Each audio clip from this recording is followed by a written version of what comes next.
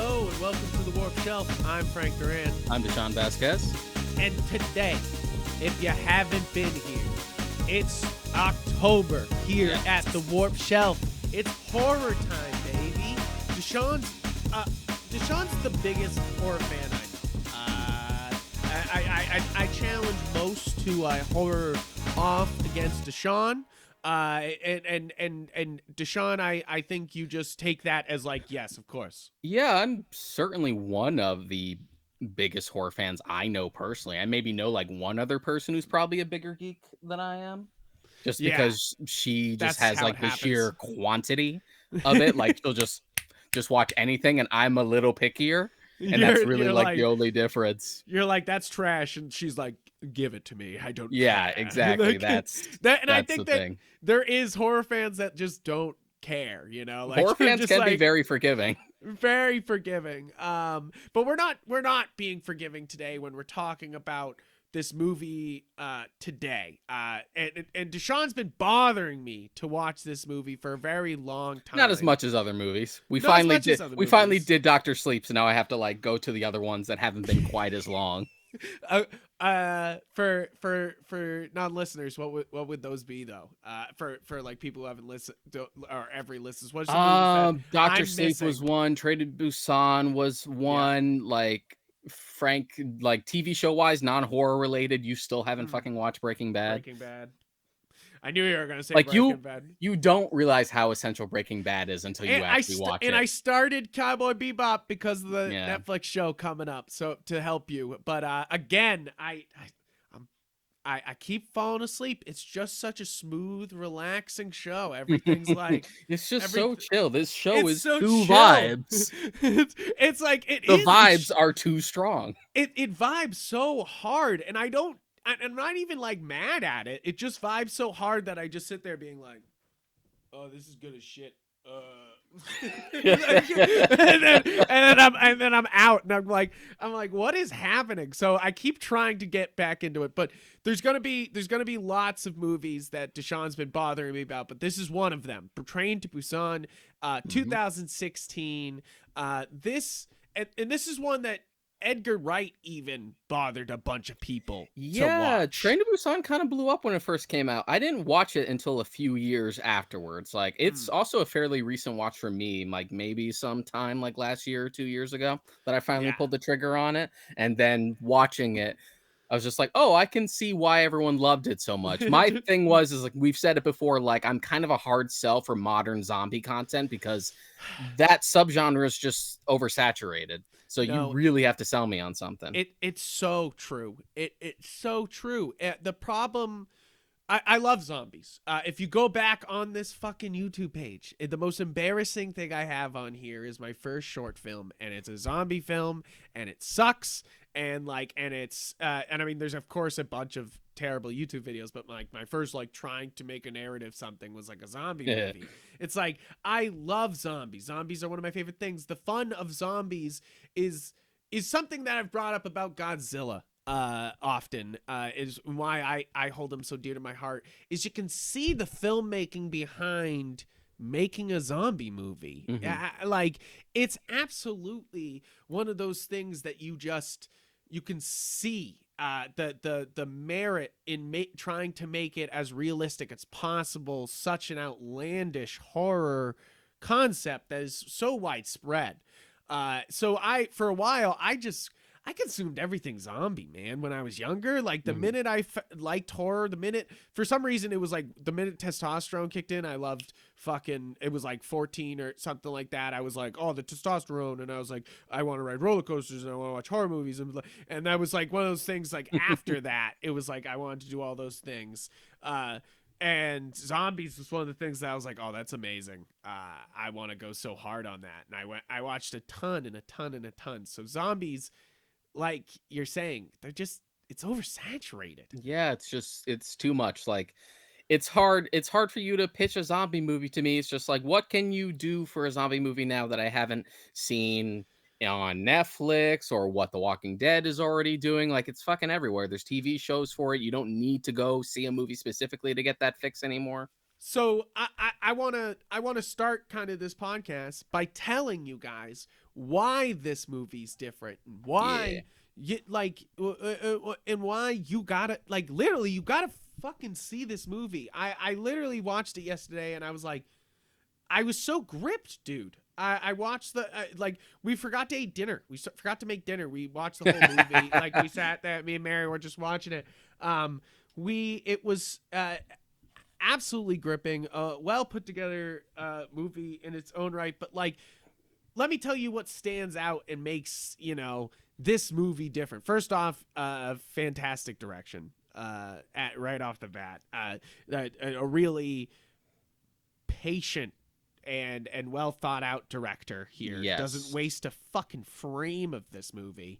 And I always appreciate a director that doesn't feel like anything's wasted. And I remember thinking at the beginning of the movie, I was like, it's kind of, this beginning is kind of, I get what they're slow building, and like, and I loved what they were doing.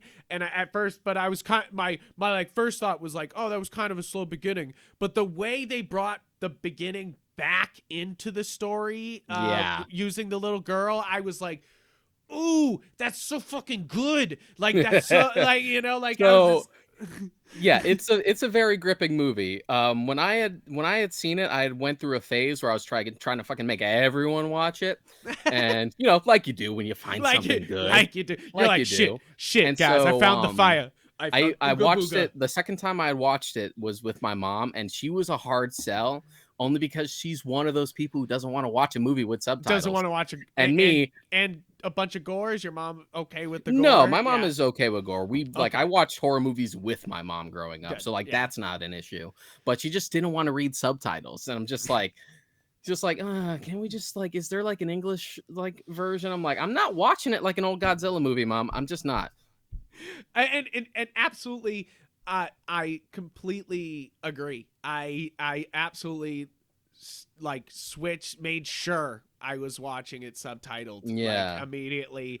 And thank God Shudder doesn't even give you the fucking option. Shudder's like, nope. Shudder knows where it's Shudder's at. Shudder's like, nah, bruh. And yeah, listeners of the podcast, I've been saying for literally the whole life of this podcast, some October I'll subscribe to Shudder so that way I can finally watch a ton of horror movies. And I did it. And we're not sponsored by Shudder, but holy fuck, there's a ton of movies on this bitch. Like, I thought Amazon Prime just had a bunch of fucking movies, but this has a shit ton of horror movies, and I've just been slamming them, dude. I'm just like, let's go. The best thing about Shudder is also the worst thing about Shudder, where it's like it's specific. It's so specific that I imagine it's really hard to sell, and I hope they do well. But it also helps that they're owned by AMC, so they're like a little subdivision of that. Nice. But it's also just one of those things where like, it's awesome because it's so specific. I only want to watch horror movies right now, so this is where I go. Yeah, exactly. Who knows if I'll keep it for after this month, but I'm loving it so right now. So like, getting back to it, when I finally got her to watch it, she was like all whining about it, like, I don't want to read subtitles. Let it sit. We finally got her to sit down and watch it. She was fucking sobbing like a baby by the end. Also, I give credit to this plot because it's absolutely, and I don't say this about many movies, is really quite deep. I sound so fucking sappy saying that. I also sound stupid. I am stupid, but like I believe that this movie is saying a lot of fucking things, and that's like, the thing. The best examples. Go ahead. Sorry. I was gonna say the best examples of the genre have always done that. Like, Night of the Living Dead is a big metaphor about racism. Dawn of the Dead, both the original and the remake, is specifically targeting consumerism. And Day of the Dead is specifically about like the corruption in the military-industrial complex. So you're like, it's like it's there. So don't come at me with just like, why are movies so political now? But like, really though, this movie's saying a lot. It's not only, like saying stuff about class, but like how people experience fear, how people deal with fear, what dads leave behind is really what this movie's I think ultimately really about is what fathers uh, are, mean, and what do they leave behind to their Hmm. daughters. And I, of course, you know me, you know the Yeah. show, you know the I show. I'm just like, what I is need to that a do daddy? Is that a daddy thing? I'm like, what oh I need to Jesus do is Christ. just make a video where it's just like our heads posted onto like me as Lex Luthor and you as Superman, and me just taking out a thing of kryptonite, but it just says dad stuff on it. Like, gotcha, bitch. Gotcha again. Oh no, the dad stuff. That is, because really, it's saying a lot, because it's a lot of examples of fatherhood going on. Of course, um you have your main character, but obviously you have the guy who's got the father of the pregnant wife, Hmm. and like, and Oh, the it's best real, character, the the best best character, character the in the best movie. character. I've Yeah, seen him I in know. like other films from Korea. He's always like the highlight of all of them, and he's in the Eternals. He's in Really? yeah, he's in Eternals. Oh right, yeah, no, I'm Yeah. a dude. And Might have literally, to. I've seen whenever the people talk about him, like I've seen that come up. It's just like, oh, dude, it's the dude from Train to Busan. I'm now excited just for him. He's the best. Just for him. I mean, oh, we have to bring that up. That's a big current connection here. Is that our main character here, played by Gong Yu, is now in the biggest show of all time on Netflix, Squid Game. So Hmm. like, if Which I you're still watching haven't Squid, started. yeah, which I started it just to be like, hey, if this is the show that's going to be the number one, I'm going to help push it across that finish line. I watched first 5 minutes because I know I want to keep doing my horror movies, so I was like, I can't Hmm. get into this That's kind Squid of my Game. thing. I was like, I It's want like to watch this and I want to give it its time. unless you're a horror movie or Ted Lasso, like don't talk to me right now. And thankfully, Ted Lasso season is over, so it's just like now I have room for other stuff. You're like, aha. But I am excited to start Squid Game. What from what I saw from that 5 minutes, I was so just like, The most I've seen is mostly memes about yeah. how like this show is gonna get a bunch of fucking normies into anime. I hope so. I hope that, That's like, that's I the joke. I really, keep seeing that joke everywhere. really, I hope both Squid Game and Train to Busan bring people into South Korean film. I mean, Yeah, obviously Parasite. I got the fucking graphic novel version of that, yeah, of the just screenplay up like there. Asian storytelling in general. Yes, absolutely, but specifically South Korean filmmaking, Yeah, because in this case. in this case, because it's really just, it's the last couple of years, I think flexing on a lot of regions, Hmm. like absolutely flexing on them, I'm so I'm excited to dig through this guy's filmography. The director, can you say his name, because I'm going to mispronounce it and and I don't want to be disrespectful. Young Song Ho, I believe. Yes. Yeah, Uh, that's an estimation. so Correct us if we're wrong. yeah, please comment down below. And also, I mean, and I basically got to see more by this guy. Hmm. Is basically it. I watched this and was like, this is absolutely incredible, and Hmm. I need to see more by this guy, no question. And I want to watch more of the Train to Busan stuff, like this fucking instant, like. Yeah, I haven't watched any of the other stuff either. I've heard Peninsula was okay, but it was just like they tried it's sort of more of a spin-off than a sequel, and it's like very action heavy. So it tries to Yeah. do like the aliens thing, but it doesn't really work because they kind of rushed it out. I've heard Uh, Seoul Station is really good. That's like an animated prequel that like ends where Train to Busan begins. And apparently yeah. that was good. And I guess all his other previous movies are animated movies. So it's like, this Train to Busan was his first live action. And I Hmm. mean, you can definitely see that. And I think that's what shows here when I say it's so careful and put together, is that, like, basically you took an artist who couldn't waste a frame because they're animating and it takes Yes. forever and you can't waste any frames at all, and then you take that mentality to filmmaking and you really get a kinetic, Yeah, it's like uh really put together vision. It's not something that you find often as like a situation, but the few times it does happen, it's an interesting thing to watch. Like Brad Bird starting in Mm. animation with like the Iron Giant and the Incredibles, and then he did Mission Impossible, Ghost Protocol, and Tomorrowland, Yeah. which I don't like either of them, but I can see that like attention to detail. And to be fair, Ghost Protocol, my bias against the Mission Impossible movies aside, is the most watchable one. Yeah, right. You're like, But also, you also eh. have a similar case with a Travis Knight, who's like the owner of Leica. He directed Kubo and the Two Yeah, Strings, and then he also did Bumblebee, which is the yeah. only good live action Transformers movie. Preach it. So we were listing things that make this movie stand out, and so we got, but the I think the third thing, and this is starting where everyone's asking. The first question I got about this movie is what makes the zombies different in this movie. And the Mhm. first thing is, I think you're in for a great movie the fucking moment that deer reanimates itself in the first scene. Yeah. So in the first scene, a farmer accidentally runs over a deer after there's some like slight chatter of like there's a gas leak, and then like they runs over the deer, and then he just kind of drives away, and then the deer literally like spins itself upward And and just like stands. contorts. And the effects look so good. Yeah, like literally, I was like, "Whoa, was that fucking CGI? What the fuck was that?" I was like, "That's the minute I knew." I was like, "Oh, we're buckling in for something special here," Mhm.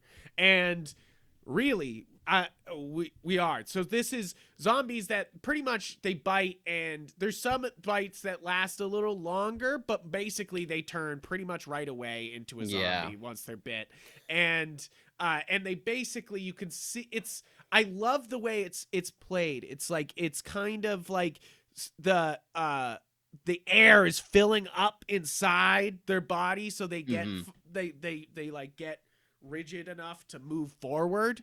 And Yeah, it's very specific. You can look up behind the scenes stuff about how they wanted to specifically choreograph it because they went in with the idea that they wanted to differentiate their zombies mm, physically from like the American style.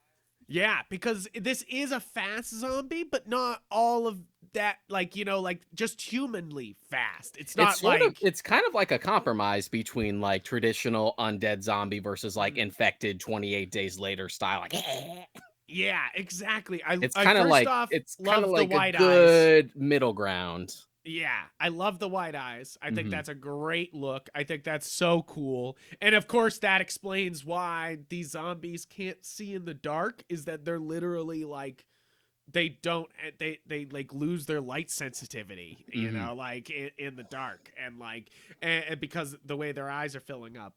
Uh and I I really love the way they do the zombies here.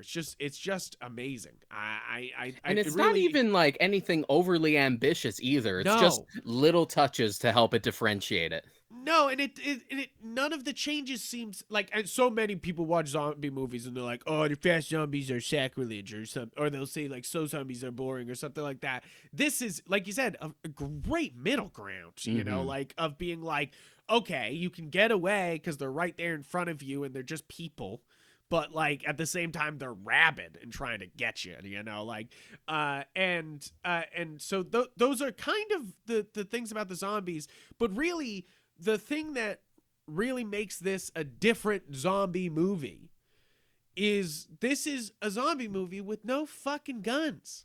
There's no fucking guns in this movie. Not once do they fire a gun in this movie.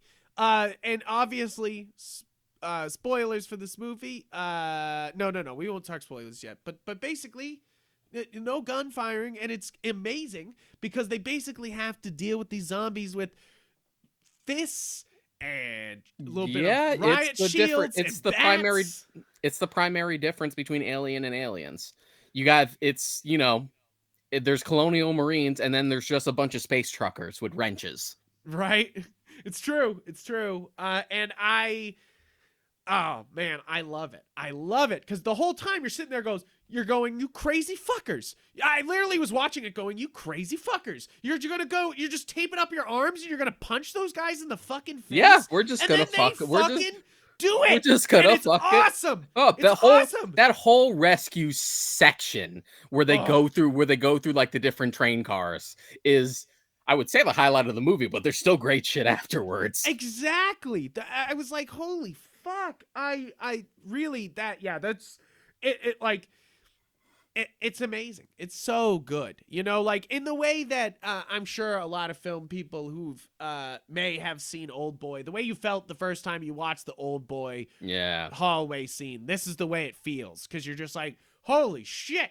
Like the whole time. And they do such a great job, and it's so well paced the whole time doing that rescue sequence. I mean, the whole thing is so well paced, but and it's good. It's good that it keeps it mostly, and of course you have to mix it up, because even most single location films, you're usually trying to find some sort of detour to go to just to mix it up. Like even Clerks, they have to go to the funeral. We got to get out. Right? We got to get outside at least once. We got to play hockey on the roof.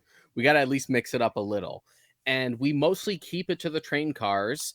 And you would think it'd be easy to write like a small single location, and we say this from experience as two people who have tried to like get a film off the ground about a single location. You think it's easy. It makes it fucking harder because you're stuck with that place. You're like, oh, okay. But here, that simple premise of like a bunch of zombies on a train, which is such a confined space, would be a real problem. The tension in this movie, they absolutely, it's like Hitchcockian almost. Mm-hmm. That's what I was saying about such like measured composure in the directing. It's almost Hitchcockian, because you're just sitting there being like, you're on the edge of your seat. You know it's a movie, but you're like on the edge of your seat because you just we watch so many movies, and I may have said this before, but we watch so many fucking movies. We can predict movies like this, like, and I'm sitting there going, what the fuck is happening? Like I was literally just like, Jesus, like this is literally a no-win scenario. Because when they first started wrapping up their arms, dude, to go fight that in the rescue scene, I was like, oh, they're gonna climb on the outside of the train and try to climb on the outside of the train, because that's why you would wrap yourself up. And then them just like being like, okay, here we go. I was like, no fucking way. I was like, what the fuck are they doing? And then just like the fucking like bats to the mouth and the fucking pushing them aside. The physicality of this movie is absolutely astounding. That character specifically, just like the working man who like already has sort of like that bitter grudge against, like, look at this rich asshole thinking he's better than everyone else. Because you have that bit where he tapes up his arm and they just go to town, but even that bit before where he's trying to catch the train where they switch, and he's just like, here, go ahead, I'm just gonna take this riot shield and go to town. I literally was like, this guy's awesome. I literally turned to Mary and I was like, this guy's awesome. I love this guy. I was like, I kept going, this guy. But really, that's another great realistic writing in this movie, is that, like, it's all just people on a train, and they do such a great job of integrating them and making you care about these people, like really, like, actually makes it work. And I already said how great the writing is, but like, the classist storytelling is strong with this one. Yep. Like, you're just like, Jesus. But I really blown away really by the amount of tension that they could hold moving scene from scene, like, and still, like, even right to the end. I mean, I already said no spoilers, but fuck it, we're gonna go say guys, fuck it, go watch the movie, go watch Train to Busan. You probably already have if you're listening. The right up to the fucking gun thing, I was like, fuck, they're gonna kill her. I was like, they're gonna pull a mist and they're gonna fucking shoot her in the face. And then singing, I was like, and it wouldn't be unprecedented if you remember the ending of Night of the Living Dead. Right? That ends on a really dour note. So I wouldn't have been surprised if they did it, but you're just like, right? I oh was like, please. I was like, as an homage to Night of the Living Dead, they might just kill him. Like, it's like, but then singing actually was one of the more genius things in this movie. Mhm. Like, literally, like, you know, a zombie can't sing, so it's like, and I didn't realize what she was singing the whole time, you know, like that's what made me like almost cry at the end, you know, like I was trying to see what I couldn't really understand what she was singing Mhm. the first time, and then like when they played it, and then like, you know, like them talking about it, and then finally, you know, like her singing at the end, like bringing it all around. I was like, Jesus.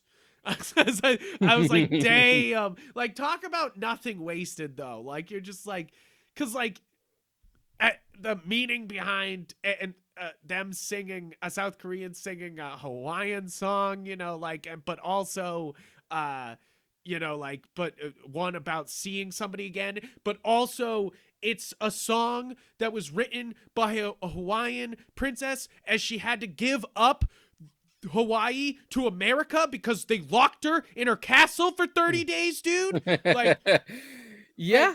And even if then, you you don't know could the have. history of Hawaii, oh my God, Yeah, yeah, we it's fucked some up a fucked lot of shit. people. It's fucked up shit, and that song is literally a daughter singing like about her country, losing her country, losing her everything. Yeah, and you nailed it. You nailed it with the like nothing wasted, because if you didn't have that follow up, it still would have worked as just like, oh, we're using this to establish that this girl Yep. is kind of like shy and inhibited, and she kind of needs her parents, but Right. she doesn't have. It's like custody is split and her dad's not really around. Like, it would have just worked on that level, but the fact Right. that you use it to plant a seed while you were at it. Ugh, so good. So And so good. it's one that you don't even notice. It's one that would have just Yep. went by. You almost like forget about it until it comes back again, and then you just like freak And then out about it. you're like, oh, it's in my side. Ah, Jesus. Ah, fuck. It's already grown into you. It's got into me. Like really. And I think we've gotten off some of the points, but one of the things that makes the zombies absolutely different in this movie, and is the way the director uses them visually. Sometimes, you know, like the way their bodies just flop on things, and the way he uses it to do crazy fucking zombie stuff without seeming too unrealistic, you know, like Yeah, you want to do some like World War Z shit where yeah, they're just kind of a swarm, and they kind of lose that like that presence because it just kind of gets too cartoony. too cartoony. Yeah, Yeah. they do a great job here of not being cartoony. Like definitely the end hanging on the train is a little bit cartoony because they would have It's like ground up the other zombies underneath, you know, It like definitely would have been dead. rides the line, but It it's like rides the line. but it doesn't cross it, and it's such a well done sequence that Oh it yeah, doesn't bother me. it The way doesn't it like matter. Doesn't weighs the matter. train down and it becomes an issue. I'm like, okay, like that scene in and of itself is the only time I've actually seen that sort of premise of like the swarm done right. Right. Done right. Yeah, exactly. I agree. And that's why I bring up the scene, because everything else using the swarm as like a visual is fantastic. I bring up the visuals because they have them falling out the window, them coming through the glass all together on Mm-hmm. the at the station. But some of my favorite one is, of course, one of my favorites is when they're stuck between all the trains at the end, and they have the zombies like falling through the glass. How visually fucking amazing is that? Deshaun, like I sat there being like, I wish you were there when I watched it Yeah, that moment, because I was just sitting there like, you needed oh like my God. you needed like a real film nerd next to you to Yeah, just like shake, like what the fuck? I was just like, Jesus. Like really though, I was blown away by that. I was just like, holy shit.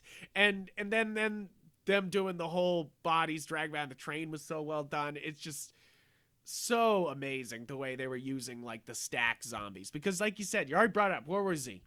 It's too cartoony. It's too like not a zombie all of a sudden. Now it's just a horde of bodies, you know, which is a different thing. It could be cool, but you know, like it's a different thing.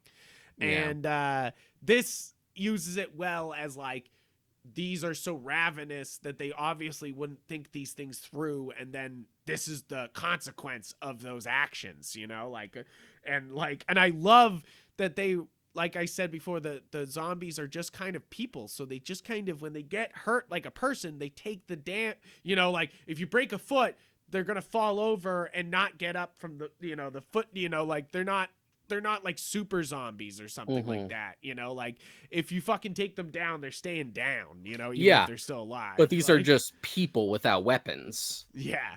Like we had mentioned. I'm still blown away by that. That's really what I think shines for any zombie fan here, is that like this is a zombies film with such great action and not a single fucking gun, you know, like not a single fucking gun fired. And you're like, and kind of a big fuck you in a way, you know, because obviously I already said Hitchcockian. It's kind of a flex. You don't show the gun without firing it. You don't show the gun without firing it. And they just keep showing the gun to be like, well, they didn't really show a gun the whole time, but you know, like they show the gun right at the end to be like, here's the fucking gun that wasn't here the whole time. And then they're still like, I'm still not going to fire it. You know, like, it's like a flex on 2 levels. Yeah, right. Just like you can't do a zombie movie without like giving someone a gun. Like, what are they going to defend yourself with? You're just like, oh, watch me do it. Watch me. And almost it's like, you know, people are vile with a gun, but people have to be even worse they have to do it with their goddamn bare hands, you know, like you know, like the guns are cowardly. I've always said that. I like shooting guns as much as the next guy who's shot a gun before, but like at the same time, guns are cowardly. You know, like fucking fuck somebody up with your bare hands. I like even in like my writing, like I'm writing a fantasy book and I have a character with crossbows, and I hate writing the crossbow shit because I'm like, this is boring. Give me a sword fight. I want a sword fight up close and personal, baby. Up close and personal. Guns get close. Let's fight. Exactly. And I think that's what really succeeds here, is that this whole thing is very up close and personal, you know, like very like that's also the huge tension. Is just like, not only, you know, is it a normal zombie movie, but no one's getting fucking close to these. You're getting so close to these zombies constantly, like just right up with them. It's not like, you know, American zombie movies where they're like, oh, they're 10 feet from me, bam, bam, bam, bam. You know, like, nope, you have to cross to them. You have to cross. Yeah, you got to come into their space. You know, that's what really makes this movie different and also very, very effective. I was just blown away by this movie, man. I really am. And right from the jump, we had talked about like saving things and not like wasting anything, but just the idea that you get a sense of what every character is like as soon as they're introduced. Like, how good is that? The dude with his pregnant wife, you know exactly what kind of man he is. You know exactly what type of guy the father is. The daughter, the annoying ass old man who just keeps popping up and just keeps becoming a problem, with like the homeless guy as well. Yep. Oh my God. Is that guy not one of the best fucking zombie villains that's ever been put in a movie? Like, dude, infuriating. You're just like, somebody kill this man. It's like, again, it reminds me of the Romero movies, because it reminds me of like that one douchebag from Night of the Living Dead, or Colonel Rhodes from fucking Day of the Dead, where you're like, oh, you're a bigger problem than any of this. Exactly. And it's so well done here, because it's like just obviously out of fear and like, and just that like waving that like high class dick around all the time, of just like, well, don't worry about these people. Where am I? Where's my special treatment? Oh my God, just so well done. But also the real villain is not even, it's like, it's the dad, but it's not even the dad, you know, like, because they reveal towards the end that like, of course, the stocks that he was told to sell, that he then told Ken to sell, you know, like, so he's just receiving orders from up on high. So it's not even his fucking choice, you know, like it was like, so it's like, technically his fault because he gave the order, but it's like he was given the order. So it's like and I loved him being like, we don't work for the lemmings, like, or do you work for the lemmings, like trying and like calling them lemmings the whole time on his phone, like, and you're just like, but you are also the lemming. Yeah, exactly. Like, And just the idea that this all happens because of like corporate greed and cutting corners and stuff like that. you're just like, oh shit, oh shit. And I do love, of course, the contrast of like him trying the character growth of him throughout the movie. One of the better character growth that's just done so naturally throughout this story. And for the most part, it's all told visually. There's very little in the way of like dialogue as a crutch in order to like get the arc across. Yeah, absolutely.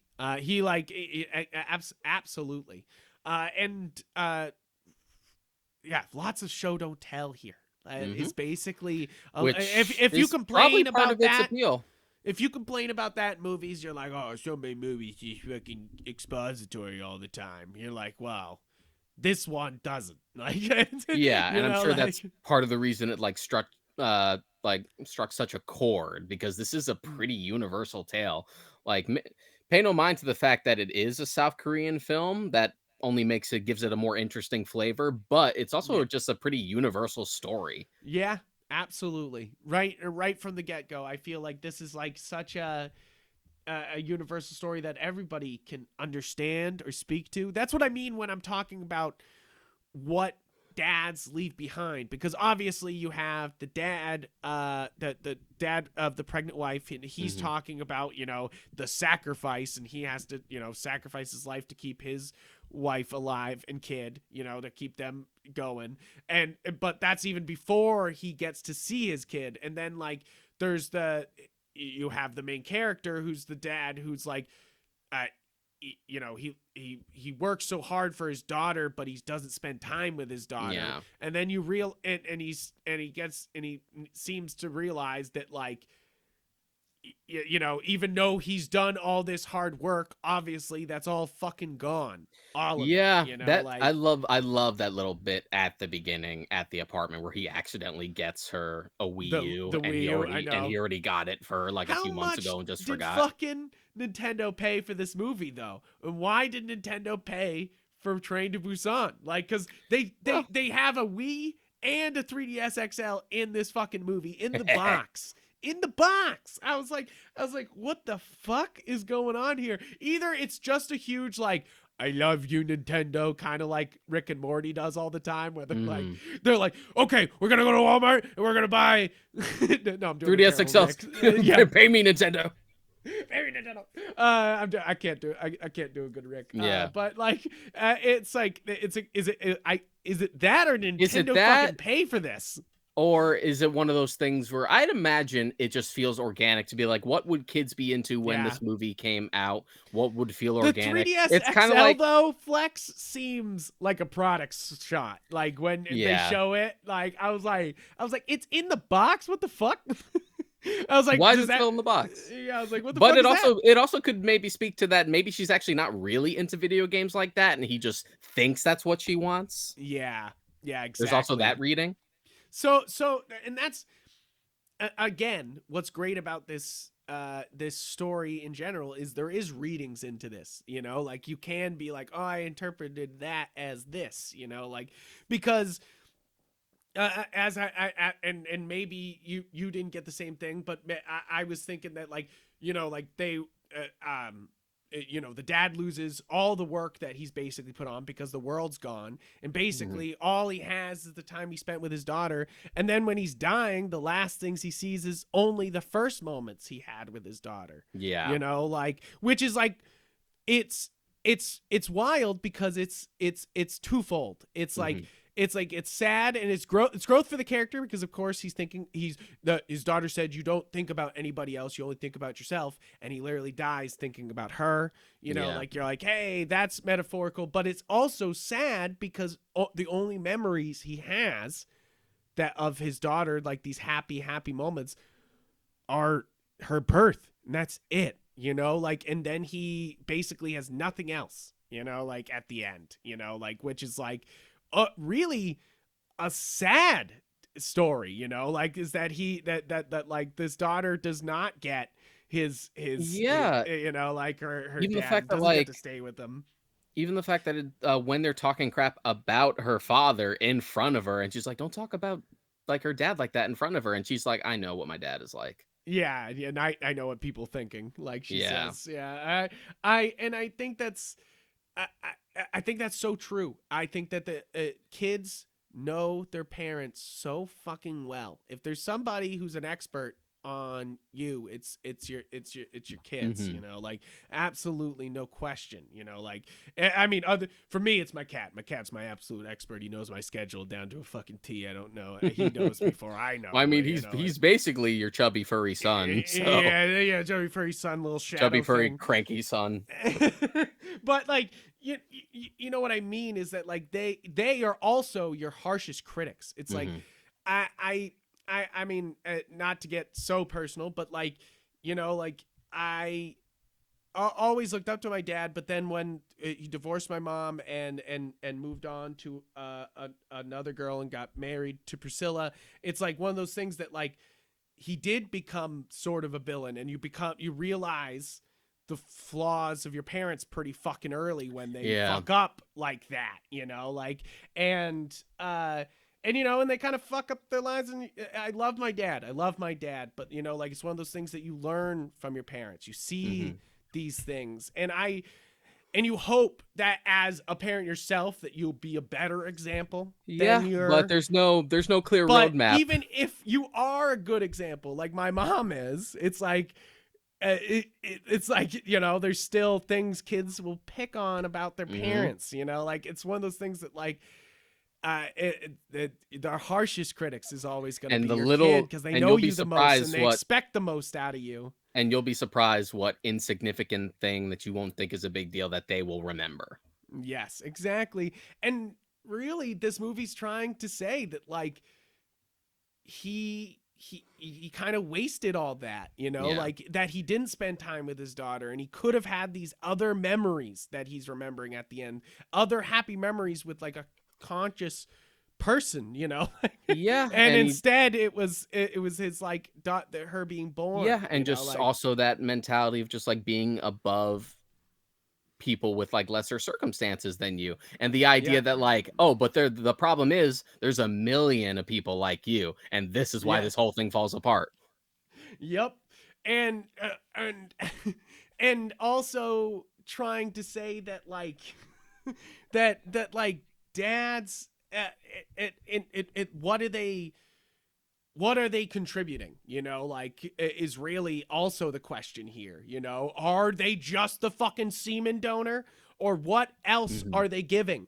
That's the other question here. Is it's kind of a challenge almost. It's like dads don't fucking you literally you could end up like both of these dads where you just end up as like semen donors instead of being real father figures, being Hmm. persons in these people's lives, you know, like, and actually, you know, enhancing your child's life by being in it. You know, like it's kind of saying that here is it, and I thought that was so interesting and deep about this movie is that it's not a kind of happy ending there. Like, you know, there's all this happiness No, going and on, to be but it's honest, kind of a huge like it's kind of like a, oh shit, like dude.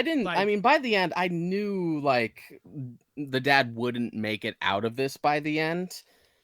Where everything else would go, I wasn't sure the first time around, but honestly, I like you said, you could predict that maybe as an homage to Night of the Living Dead, they might actually pull the trigger. I yeah, actually thought that maybe the moment that they walk into the dark tunnel, that that was it. That was it. it They might be cut. it. It might be it. Just like who knows, like if Yeah, Busan is even still safe, and we just kind of approach the I darkness thought hoping that's for the best. that's the 28 days later ending, you know, In a way, basically. yeah. So in a way, 28 you know, like, but 28 days later has that like yeah. that's hopeful note at the end though. But I will absolutely say this, and I don't know if I said it at the beginning of this podcast. This is absolutely the best zombie movie I've seen in a very long time. I No would question. argue No it's probably the fucking best question. zombie movie I've seen since 28 Days Later. Yeah, that might be the fucking argument here, people. Like, we got Danny Boyle level fucking shit. That's all I'm saying. Is that this is so good. I literally want to tell everyone about it, like you we've said. talked about stuff like Army of the Dead, and Army of the Dead is sort of a different flavor. That's a very fun movie. Yeah, absolutely. And we have a whole episode on it. Go fucking go so you can like listen to that. But just like in terms of something super super nuanced. Yeah, if you're and that's and definitely that's what makes this different is that a lot of zombie movies there's a lot of great zombie movies who say some deep things. But there's also a fuck ton of dumb zombie movies, and this is not one of them, you know? Like this is an absolutely smart, well done, surprising the entire time, visually stunning at moments. Like literally made me go, holy shit, that was amazing. How the fuck did they do that? And you already have the fucking Blu-ray right there, and I might have to get it myself. Yeah, I got the Steelbook. Ooh, you got the Steelbook. Hold that motherfucker up to the camera closer. What the motherfucker? That's beautiful. Yeah, with the fucking book in the mouth. With the book in the mouth at the station. Dude.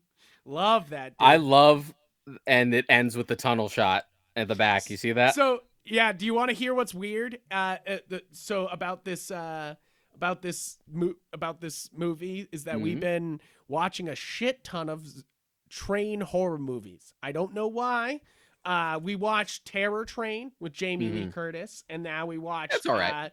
It was all right. It's all right. The funniest bit, and I had to tell everybody about this, is it's David Copperfield in the only role where he doesn't play David Copperfield in a fucking movie. He just plays a magician, and it's basically 30 minutes of the fucking movie being like, David Copperfield's fucking cool, like, and you're like, who the fuck paid for this movie? David Copperfield? Like, what the fuck happened here? Like, but it was one of the 4 movies that makes, Jamie Lee Curtis in those years, the Scream Queen. It's like that, The Fog, Prom Night.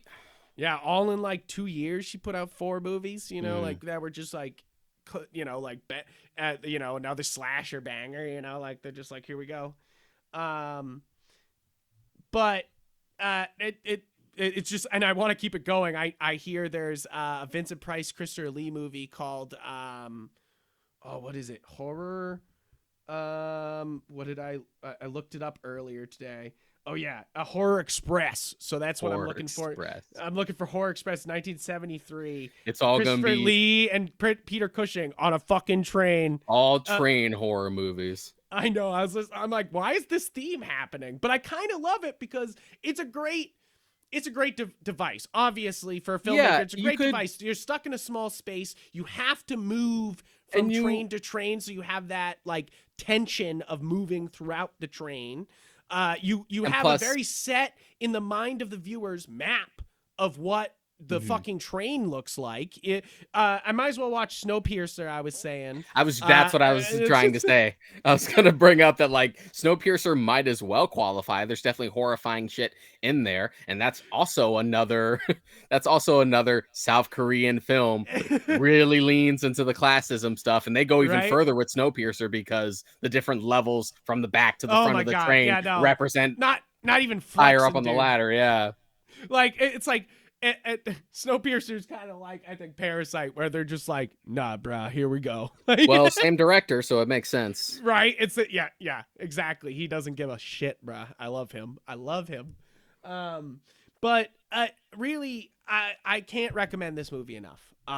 Is basically it. Is that the Train to Busan, fantastic. Yes. Absolutely watch it if you're a zombie film fanatic. If you if you're just looking for a great movie, this is it. It's also a pretty good horror movie for people who might not normally like horror movies. Yes. I think there's enough like other stuff for them to like chew on that they can like, if they're squeamish, they can like, keep it. They could keep together. Yeah, exactly. That I was worried when I started it because Mary walked in like 10 minutes in, and I was kind of worried that it was going to be really gory, but then it wasn't too much to like push somebody who doesn't love gore away. Mhm. You know, like when we were like kind of like we won't watch *Malignant* because it's gonna be wicked gory. Like which I'm still excited to watch that movie, but now it's off HBO Max. Has Mary ever seen John Carpenter's The Thing?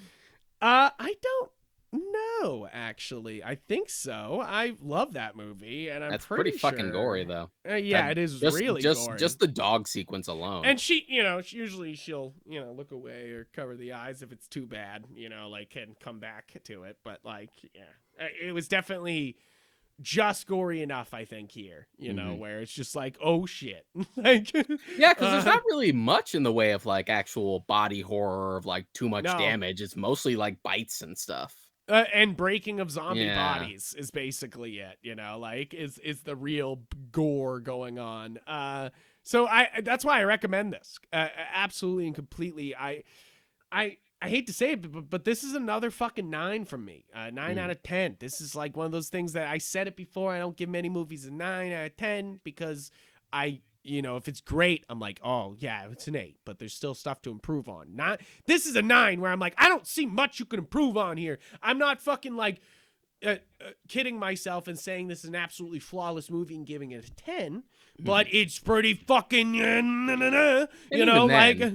It's pretty fucking virtually close. Being perfect is virtually impossible. But impossible. You know, That's all it's I'm always, saying. I saved the 10s for yeah. the fucking It sometimes just comes down to like sometimes a 10 is just like I would change literally nothing. Yes, I where I'm just like I completely sign off everything this fucking decision was made. I think this is the best possible version of what you were trying to do could have been done. Yes, yeah, and really, that's really what this. That's why it's so hard to give this a 9 because it's so damn good, so well done. You almost want to do that little push, but it's like I really do hope that more people fucking watch this movie because it's worth it. And I think you should get down on this shit because it's some of the best zombie. It's one of the best zombie movies. I think it puts it in the top 10 zombie movies easy. So it's pretty much available on a bunch of places, like we had said earlier. Like if you have a Shudder account, it'll be on there. There's also a Last Drive-In episode on it. Oh, so really? if you like Joe Bob, you can watch the episode for it as well. I did watch my first Joe Bob on Shudder. I watched Maniac Cop. It was really fun. It's funny. It's funny because the episode we're going to be doing next week as well is also another Last Drive-In episode. Oh, really? So there's lots. There's lots of them on here. That's good. I love that behind the scenes look. Like might as well. I'm sure people are the same if you're listening to this show.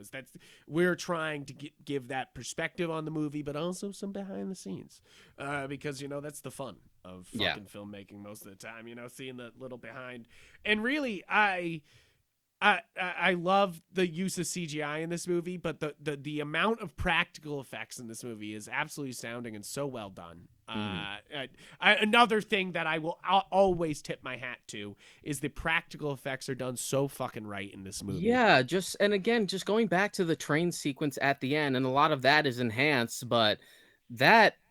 And there's a huge difference in budget. Yeah. That looks better than like anything in World War Z, and it's basically the same conceit. And this has way less money than a movie like that. Yeah, again, I'll bring up the deer at the beginning because that's the minute I knew I was in for something special because I was like, wow. And that looked so damn good for CGI, like that was so well blended to seem real that like it didn't seem like cartoony or stupid. It's one of those moments that like a deer reanimating itself upward could have been cheesy or funny if you put funny music underneath it, like it could have been, but the way it twists up and just the otherworldliness of it and the obvious deadness to it, is so well planned out and integrated into the movie because it's so it makes it feel like every one of the transformations is thought out. And because they all twist different, they all move different. Also, the great bit at the end with the corrupt CEO dickhead that we have to deal with the entire time, where he's like not quite fully transformed yet, and then he transitions, is a great bit. Yeah, it's a great bit. It's so good. So damn good. I really I I can't recommend this fucking enough, dude. Yeah. I really can't. So guys, is there anything else you want to add, Deshaun? Is there anything we're missing No, on this I don't think review? so. I will out of curiosity watch like Peninsula and Seoul Station like at Yes. some point. I might do it soon. Yeah. And maybe we'll have to do a follow-up episode if you guys dig this episode. But really, and I also, okay, before we close out, I always bring this up last, but I feel like I shouldn't. I feel like I should bring it up right away. The music for this fucking movie is fantastic. Mhm. Like, so disarming at moments. Yeah. The synth tracks where it's almost where you're just like, whoa, what are they doing with the music here? And it works so well for the moment.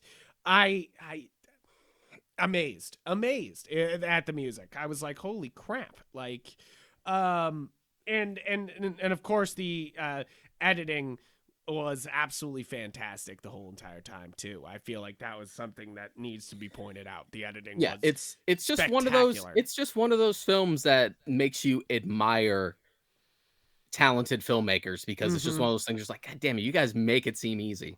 Yeah, You just absolutely. feel the confidence and you feel like the measurements is just like you it seems like you knew exactly what you wanted. And the performances out of everybody too. Mhm. Absolutely everybody is award worthy strong here, you know, like nobody's slacking. Everyone's doing a great job. It's so well done. Yeah, it's just that mentality of just like just because this is a movie about zombies doesn't mean this shit can't be about something. Mm-hmm.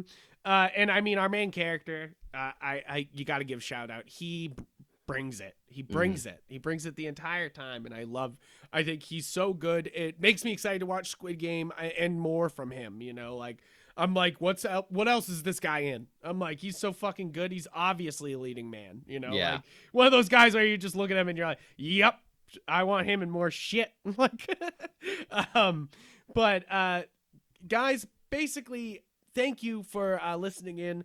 We're gonna be doing. We already kind of hinted at it. We're gonna be doing ginger snaps next week. So if you Yeah. guys want to get prepped, if you're listening in right now and you're getting excited for next week, watch Ginger Snaps. It's on Shutter and I think Prime Yep. directly. I think Um, so, yeah. yeah, There are a few and ones like that that like there's intersect. it Because you and I did intersects. the Shutter as a Prime channel thing. Yeah, So you have like some crossover there sometimes. absolutely.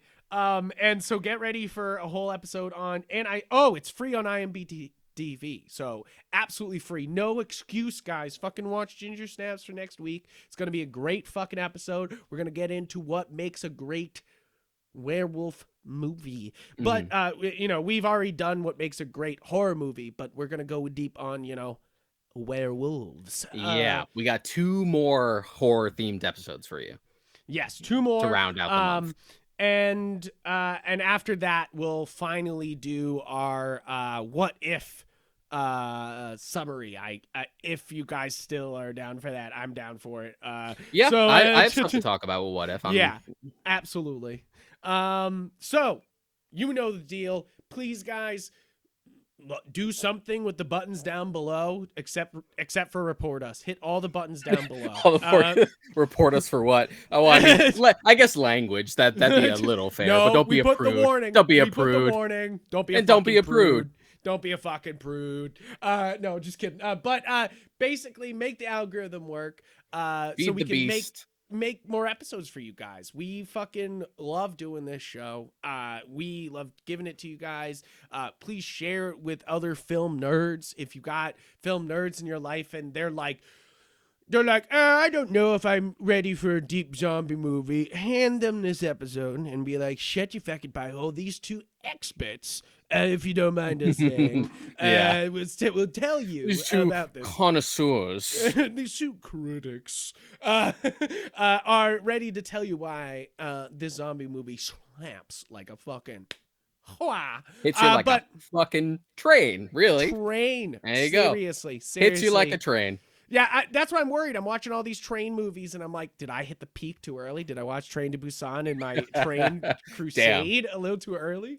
And also, guys, you can listen on every podcast platform. You can watch our beautiful faces on YouTube. YouTube. Yep. And you can also check us out on galaxyofgeek.com, though. That's the most important one. Yep. Got to go to galaxyofgeek.com, where we're going to have some articles coming out. I'm halfway through because I got my OLED Switch, so I'm halfway through a best graphics on Switch top 10. So I'm halfway through that article, and I know Deshaun's almost done with the Metroid article, but he's kind of doing Dread right now. So I'm doing Dread right now, and I didn't have time to do like Other M and Metroid Prime 3. So I might save the big retrospective and for like when Prime 3 is about to roll around. Or Prime 4 rather. But I have some shit to say about Dread. I've put a few hours into it already. I did get Dread. I just haven't put it in yet. But so besides that, you can follow us on both platforms, Twitter and Instagram, since we hadn't mentioned that yet. I'm Mod Crike on there. And I'm Yep Frank. And then finally, to close it out, guys, the last episode, to tease you even further, the last episode of the month, to make sure that you're all caught up, is going to be a gigantic Nightmare episode. Nightmare on Elm Street. Nightmare on Elm Street, like we did for Friday last year. And you know, Deshaun's a huge fan of this series, and I actually haven't seen them all yet. So I'm working my way through them yet. And so if you want to watch them with me, follow us on the socials. And see me post on Instagram probably today about what I'm watching with my buddy Alex. We do those like 30 horror films. We've already watched 3 of them before we started recording. Holy shit already. Jesus, you already watched 3 movies today? Fuck 3 movies today. Jesus Christ. All right.